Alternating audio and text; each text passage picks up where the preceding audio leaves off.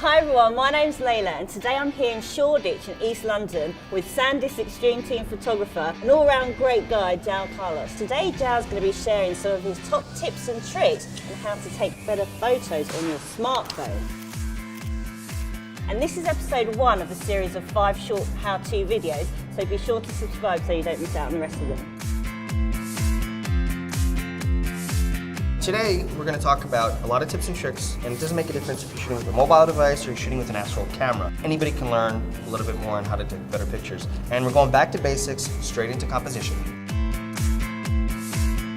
For today's first tip, it's the rule of thirds. And it's one of those basic photography tips that you got to learn it to then know how to break it. Okay. Most camera phones actually do have a 3x3 grid.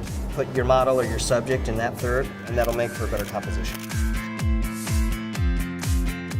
Okay, João, so I've applied the rule of thirds to my image by using the grid on my phone. Is there anything else that the grid can be used for? The grid is all about composition. You want straight lines in your pictures. So for example, when we're shooting our model and we've got this brick wall, you're going to use those lines to make sure that your horizon is straight. Straight lines, straight picture, better composition, better picture.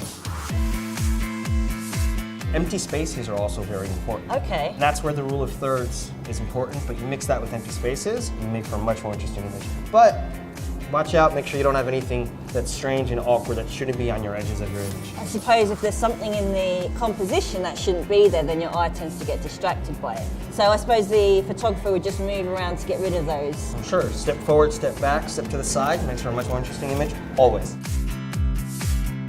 So it's all about the camera angle. Okay.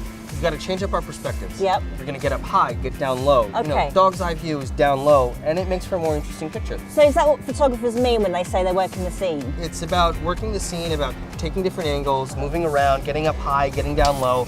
Your phone has a lot of memory.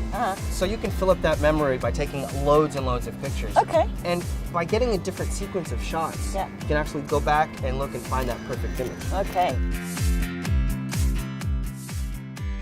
Use reflections to create new and unique images. So you've got reflections in puddles, mirrors, windows. I mean, pretty much any type of reflection can create something new and unique. João, thank you so much for those awesome tips and tricks. I'm certainly going to be using the grid more on my phone and looking for some cool reflections too. Don't forget to tune in to more of João's tips and tricks in our future episodes.